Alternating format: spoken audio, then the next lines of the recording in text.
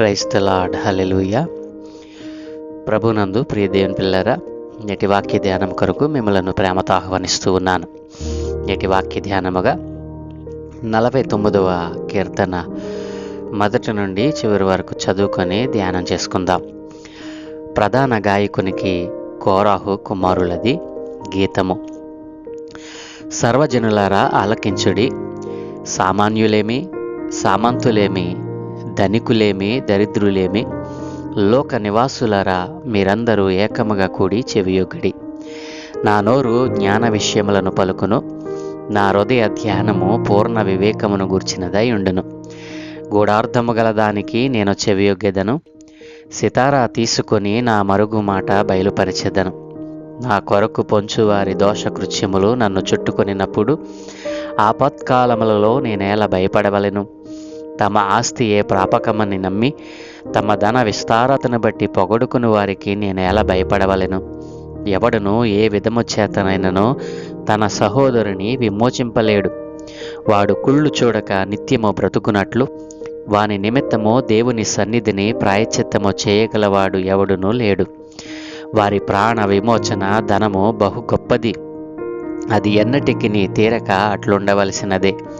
జ్ఞానులు చనిపోదురను సంగతి అతనికి కనబడకుండా పోదు. మూర్ఖులను పశుప్రాయులను ఏకముగా నశింతురు. వారు తమ ఆస్తిని ఇతరులకు విడిచిపెట్టుదురు. తమ ఇండ్లు నిరంతరము నిలుచుననియు తమ నివాసములు తరతరములకు ఉండుననియు వారు అనుకొందురు.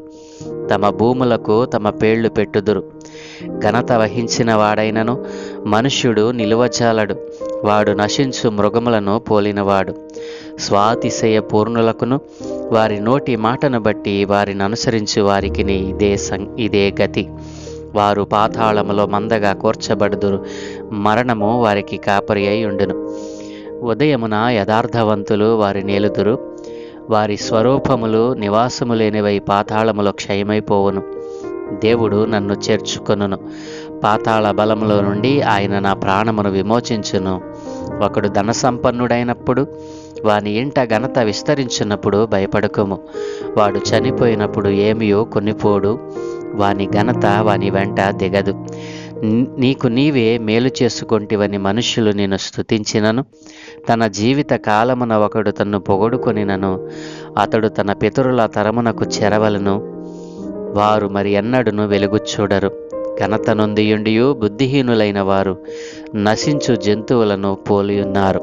ఆమెన్. ప్రభునందు ప్రియ దేవుని పిల్లరా, చదువుకొనబడిన లేఖ నిమిత్తమే ప్రార్థన చేద్దాం. దయగలిగిన మా ప్రియ పరలోకపు తండ్రి, గొప్ప దేవా, నీకు వందనాలయ్యా. ఏ మంచి లేని మా జీవితంలో నైనా ఇదిగో నూతన సంవత్సరములో 5 నెలలు ముగించుకొని అయ్యా ఇదిగో 6వ నెలలో మేము ప్రవేశించటానికి మీ కృప చూపారు తండ్రి.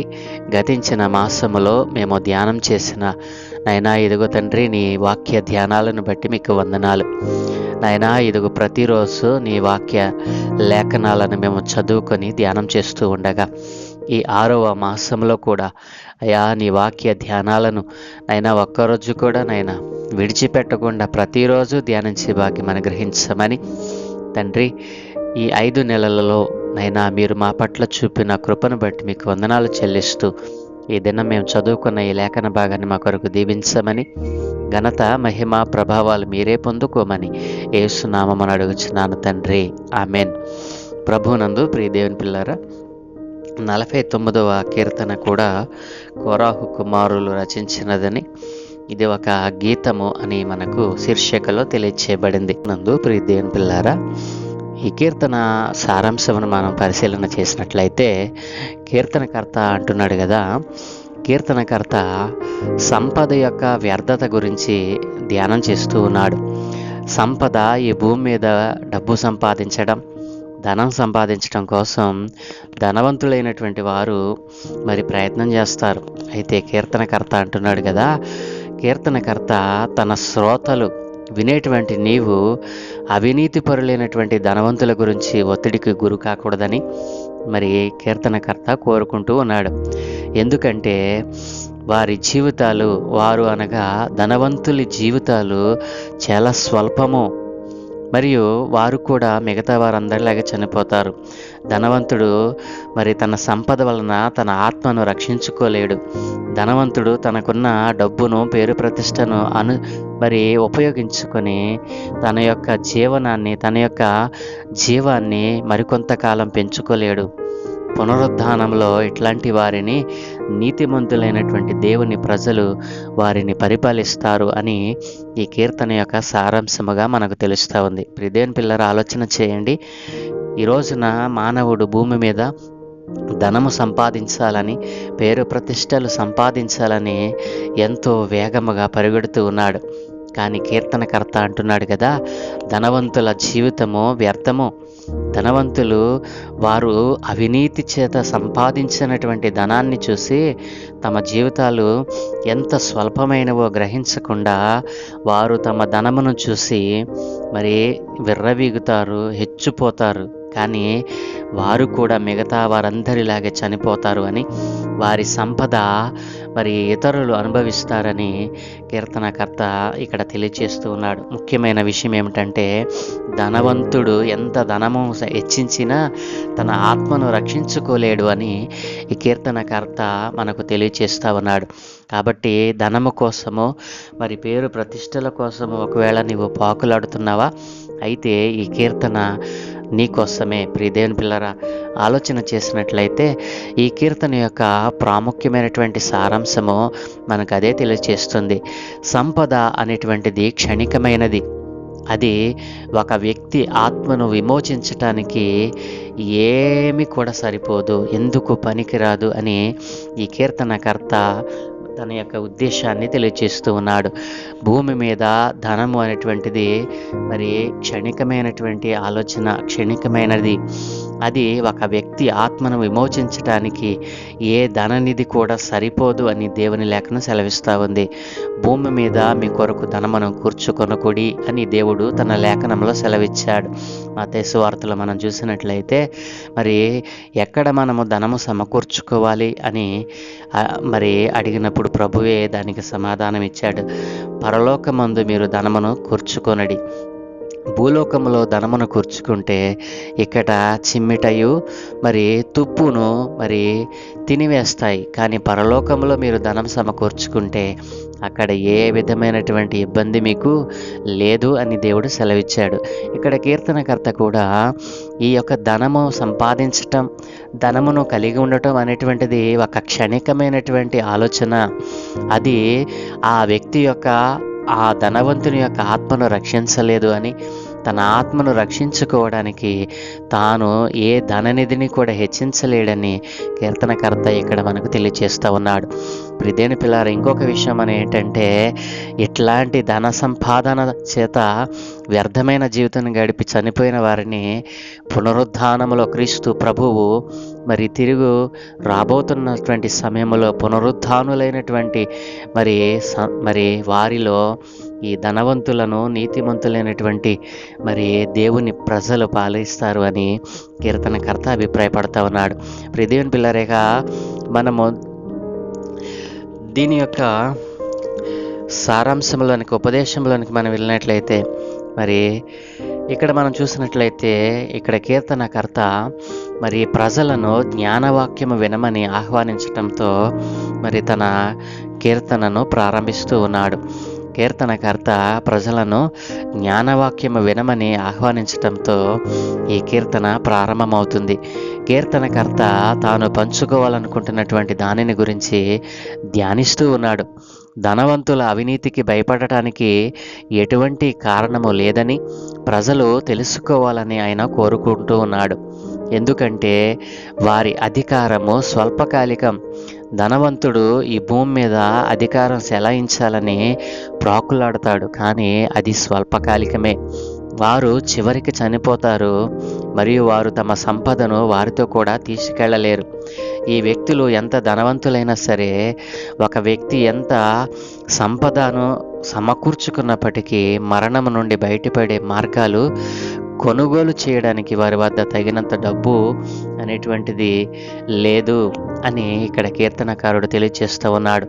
రచయిత ఇలా రాశాడు, నిజంగా ఏ మానవుడు ఏ మానవుడు కూడా మరొకరిని విమోచించలేడు, లేదా దేవునికి తన ప్రాణానికి విలువ ఇవ్వలేడు. ప్రియదేని పిల్లలు ఆలోచన చేశారా? ఏ మానవుడు కూడా మరొకని ప్రాణాన్ని విమోచించలేడు. మరి దేవునికి తన ప్రాణానికి విలువ ఇవ్వలేడు. ఎందుకంటే వారి ప్రాణానికి విమోచన క్రయధనం ఖరీదైనది మరియు ఎప్పటికీ కూడా సరిపోదు. అతడు శాశ్వతంగా జీవించి అగాధాన్ని ఎప్పటికీ చూడడు. ప్రియదేని పిల్లరా, ఈ రోజున మనం చూసినట్లయితే 49 మరి 7-9 వచనాల్లో మనం చూసినట్లయితే, ఎవడును ఏ విధము చేతనైనను తన సహోదరుని విమోచింపలేడు.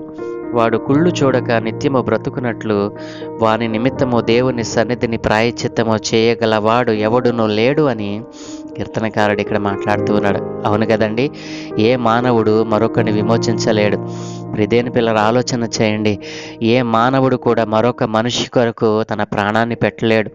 ఏ మానవుడు కూడా మరొక మనిషి యొక్క పాపాన్ని తీసివేయలేడు. కానీ నీ కొరకు నా కొరకు ఆయన విమోచన క్రయధనముగా మరి ఖర్చు అయిపోయిన వారు ఎవరో తెలుసా? క్రీస్తు ప్రభుల వారు. నేను ప్రకటిస్తున్న క్రీస్తు ప్రభుల వారు నీ కొరకు నా కొరకు విమోచన క్రయధనముగా ఆ సిలువలో ప్రాణత్యాగం చేశాడు. ప్రియదేని పిల్లలు ఆలోచన చేశారా? కాబట్టి ధనము అనేటువంటిది క్షణికమైనదని, దానికోసం ప్రాకులాడవద్దని, నీకు ఎంత ధనమున్నా అది వ్యర్థమే, అది నీతో ఎంత మాత్రమును కూడా రాదు అని నీవు గ్రహించమని ధనవంతులైన వారిని గురించి, విశ్వాసులైన నీతిమంతులైన వారిని హెచ్చరిస్తా ఉన్నాడు. ప్రియదేని పిల్లరా, ఒక వ్యక్తి ధనవంతుడు, జ్ఞానవంతుడు లేదా పేద, మూర్ఖుడు అనే తేడా లేదు. అందరికీ ఒకే రకమైన ఫలితం ఉంటుంది. ధనవంతుడికి ఒక రకమైన తీర్పు, మరి జ్ఞానవంతుడికి ఒక రకమైన తీర్పు, మరి పేదవాడికి ఒక రకమైన తీర్పు, మూర్ఖుడికి ఒక రకమైన తీర్పు అనేటువంటిది ఏమీ తేడా లేదు. తీర్పులో ఏ విధమైనటువంటి వ్యత్యాసం లేదు. అందరికీ ఒకే రకమైనటువంటి మరి తీర్పును దేవుడు సిద్ధం చేశాడు. ప్రియదేని పిల్లల ఆలోచన చేయండి. మనుషులు గొర్రెల కాపరి సమాధిలోనికి నడిపించే గొర్రెల లాంటి వారు. వారందరూ ఒకరి తరువాత ఒకరు అనుసరిస్తారు. కీర్తనకర్త మరణంతో పరిస్థితులు భిన్నంగా ఉంటాయని, కథ తారుమారు అవుతుందని వ్రాశాడు. ప్రియదేని పిల్లరా, మరణంతో పరిస్థితులు భిన్నంగా ఉంటాయని, మరి అప్పటికి ఉన్నటువంటి పరిస్థితులన్నీ కూడా తారుమారవుతాయని, నీతిమంతులు దుష్టులను పరిపాలిస్తారు అని, దేవుడు వారి ఆత్మలను విమోచిస్తాడు అని కీర్తనకర్త ఇక్కడ తన కీర్తనలో రాశాడు. ప్రియదేని పిల్లరా, 7-15 వచనాలు మనం పోల్చి చూస్తే, డబ్బు ఆత్మను విడిపించలేదని మనం చూస్తామో దేవుడు దానిని చేయగలడు. డబ్బు ఏదైతే చేయలేదో దేవుడు దానిని చేస్తాడు అని ఇక్కడ 7-15 వచనాలను మనం మరి పరిశీలన చేస్తే తెలుస్తుంది. ప్రియదేని పిల్లలారా, కాబట్టి డబ్బు మానవుని మరి ఏ రకంగానూ కూడా అది కాపాడలేదు. డబ్బు మానవుని ఆత్మను విమోచించలేదు. డబ్బు మానవుని ఆత్మను మరి విడిపించలేదు. ప్రియదేని పిల్లరా, అయితే దేవుడు దానిని చేయగలడు. నేను ప్రకటిస్తున్న క్రీస్తు ప్రభుల వారు నీ ఆత్మను విడిపించగలడు, నీ ఆత్మను విమోచించగలడు. కాబట్టి ఏదైతే మానవుడు చేస్తాను అనుకుంటున్నాడో దానిని చేయటానికి అనుమతి ఇచ్చేవాడు దేవుడే. దానిని గ్రహించకుండా మానవుడు విర్రవీగుతూ తన ధనమును చూసి, తన పేరు ప్రతిష్టతలను చూసి విచ్చలివిడిగా పెచ్చిపోతా ఉన్నాడు. మానవుడు ఎంత హెచ్చిపోయినా మరి తన ఆత్మను విడిపించుకోలేడు, తన ఆత్మను విమోచించుకోలేడు. కానీ దేవుడు దానిని చేయగలడు. డబ్బును నమ్ముకునే వారికి మరణం తర్వాత ఎటువంటి ఆశ ఉండదు. జాగ్రత్తగా వినండి ప్రియదేని పిల్లరా, డబ్బును నమ్ముకునే వాడికి మరణం తర్వాత ఏ విధమైనటువంటి ఆశ ఉండదు. కానీ దేవునిపై నమ్మకం ఉంచే వానికి ఆశతో ఉండడానికి ప్రతి కారణం ఉంది. దేవునిపై నమ్మకం ఉంచిన వానికి ఆశతో ఉండటానికి ప్రతి కారణం కూడా దేవుడు మరి ఏర్పాటు చేశాడు. దేవుని పిల్లారా, డబ్బును నమ్ముకునే వారికి మరణం తర్వాత ఎటువంటి ఆశ లేనే లేదు అని దేవుని లేఖనం సెలవిస్తూ ఉంది. కాబట్టి దేవుని పిల్లారా, ఈ సత్యాన్ని దృష్టిలో ఉంచుకుని మరి కీర్తనకర్త మరోసారి తన యొక్క పిల్లలైన వారికి దుష్ట ధనవంతుల గురించి ఒత్తిడికి గురి కావద్దని గుర్తు చేస్తూ ఉన్నాడు. దేవుని పిల్లారా, భూమిపై ఉన్నప్పుడు ఈ దుష్టులు నగరాలకు, భూములకు తమ పేర్లు పెట్టుకుంటారు, విలాసవంతంగా జీవిస్తారు మరియు ప్రజల ప్రశంసలను పొందుతారు. కానీ మరణములో వారు ప్రతిదీ కోల్పోతారు. ఎవరైతే తమ యొక్క జీవిత కాలంలో డబ్బును సంపాదించి దుష్టులుగా, దుర్మార్గులుగా బ్రతుకుతూ దేవుడంటే భయం లేకుండా జీవించి దేవుని నామాన్ని అవమానపరిచేటువంటి వారి లెక్కల్లో ఉండి వారు తమ భూములకు తమ పేర్లు పెట్టుకుంటారట. దేవుని పిల్లారా, వారి భూములకు వారి పేర్లు పెట్టుకుంటారు. వారి ఘనత విస్తరించినప్పుడు వారు తమ విలాసవంతమైన జీవితాన్ని జీవిస్తారు మరియు ప్రజల ప్రశంసలు కూడా పొందుతారు. ప్రజలందరూ వారిని కీర్తిస్తారు. అయితే ఒకానొక సమయంలో చచ్చిపోయినప్పుడు ఈ రోజున పొగిడినటువంటి వారు నీ ధనాన్ని చూసి, నీ యొక్క వైభోగాన్ని చూసి నిన్ను చక్కగా మెచ్చుకున్నటువంటి వారు ఎవ్వరూ నీ దగ్గర మిగలరు. కాబట్టి దేవుని పిల్లారా, మునుపటి సంపాదనకు నిష్పాక్షికంగా ఉన్న న్యాయమూర్తిని ఎదుర్కోవాల్సి ఉంటుంది. మునుపటి ప్రవర్తన నీది ఏదైతే ఉందో ఆ దుష్ట ప్రవర్తన, మూర్ఖ ప్రవర్తన, నీవు దేనిని చూసి హెచ్చులోకి పోయావో దానిని గురించి దేవుడు నిన్ను ఆ ప్రధాన న్యాయమూర్తి అయినటువంటి దేవుని ఎదుట నిలబెడతాడు. ఆ దినాన నీవు ఆయన దగ్గర సరిపోతావా? దేవుని పిల్లలు, అందుకనే కీర్తనకర్త అంటున్నాడు కదా, ధనమును గూర్చి కానీ, ధన సంపాదనను గూర్చి కానీ, ఆ ధనాన్ని సంపాదించిన ధనవంతుని గూర్చి కానీ నీవు భయపడకు, నీవు అధైర్యపడకు. ఒకనొక దినాన్న వారిని ఏలేటువంటి ఆధిక్యత దేవుడు నీకు ఇస్తానంటున్నాడు. ఎప్పుడో తెలుసా? నీ జీవితకాలంలో నీవు నీతిని ప్రేమిస్తూ, దేవుని న్యాయ విధులను అనుసరిస్తూ, ఆయన ఆజ్ఞల ప్రకారం జీవించినట్లయితే, పరిపూర్ణమైన భక్తి విశ్వాస్యతలో నీవు కొనసాగినట్లయితే దేవుడు అంటున్నాడు కదా, ధనవంతుడు ఏదైతే చూసి విర్రవీగుతున్నాడో, ధనవంతుడు తనకున్న పేరు ప్రతిష్టతలను చూసి ఏ రీతిగా అయితే హెచ్చులోకి పోతా ఉన్నాడో, తన హెచ్చును, తన పొంగును అణిచివేస్తానో, పునరుద్ధాన కాలమందు నీవు వారిని ఏలేవానిగా చేస్తానంటున్నాడు. కాబట్టి దేవుని పిల్లలారా, దేవుడు నీకు ఇచ్చిన ఆధిక్యతను ఒకసారి గమనించు. దేవుడు నిన్ను ఈ దినాన్న ఒకవేళ నీవు దరిద్రుడిగా ఉన్నావేమో, నీవు ధనమలేనివాడిగా ఉన్నావేమో, పునరుద్ధానమందు నీవు ధనవంతుడు కావాలంటే మొదటగా నీవు కలిగి ఉండవలసింది ఏమిటో తెలుసా? పరిపూర్ణమైన విశ్వాసము, దేవునిపై పూర్తి నమ్మకము నీవు కలిగి ఉండాలి. చివరి వరకు నీవు దానిని పట్టుకుని ఉండాలి.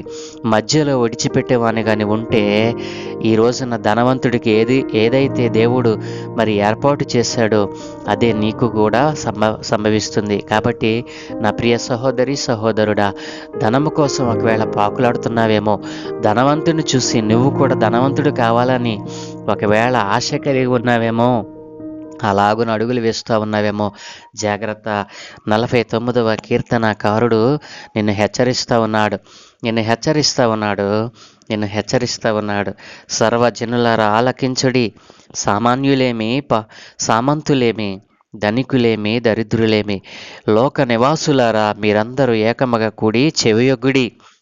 నా నోరు జ్ఞాన విషయములను పలుకును, నా హృదయ ధ్యానము పూర్ణ వివేకమును గూర్చినదై ఉండును. గూఢార్థము గల దానికి నేను చెవియొగ్గిదను, సితారా తీసుకుని నా మరుగు మాట బయలుపరచెదను అని కీర్తనకర్త తన తొలి పలుకులను పలుకుతూ నిన్ను హెచ్చరిస్తూ ఉన్నాడు. దేవుని పిల్లరా, నీవు అలాగున జీవించడానికి ఇష్టపడుతూ ఉన్నావా? అయితే నాతో కలిసి చిన్న ప్రార్థన చేయి. దయగలిగిన తండ్రి, గొప్ప దేవా, నీకు వందనాలు నాయనా. అవును తండ్రి, భూమి మీద ఉన్నటువంటి ధనవంతులు తమ ధనమును చూసి తమ పలుకుబడిని, తమ యొక్క శక్తిని ఆధారం చేసుకుని విర్రవీగి దుష్టులుగా, దుర్మార్గులుగా ఈ లోకాన్ని విడిచిపెడతా ఉన్నారు. వారు గ్రహింపు లేని వారిగా ఈ లోకాన్ని విడిచిపెడతా ఉన్నారు. ధనము అక్కరకు రాదు అని, ధనము తమ ఆత్మలను రక్షించలేదు అని వారు గ్రహించని వారై చనిపోతా ఉన్నారు. అట్లాంటి వారికి నీతిమంతునిగా, యథార్థవంతునిగా, భక్తిపరునిగా, సజీవుడైన దేవుని నామాన్ని అంగీకరించిన వాడిగా నీవు కూడా ఉన్నావు కదూ! అలాంటి ఆలోచన నీలో ఉంటే ఇప్పుడే తీసివేయమని దేవుడు మనకు సెలవిచ్చినటువంటి మాటలను పెడుతున్నటువంటి వారు కూడా ఉన్నారు నాయన. అట్లాంటి వారందరి మీద అయా ఒక్కసారి కనికరం చూపండి. నీ పిల్లలైన వారు కూడా నాయన ఈ రోజున ధనం కోసం ప్రాకులాడుతూ అయా ఇదిగో నీవు విధించిన నియమములను, కట్టడలను, విధులను నాయన వారు కొనని వారిగా వారు బ్రతుకుతా ఉన్నారు. అయా ఈ రోజున వారితో సూటిగా మాట్లాడావు.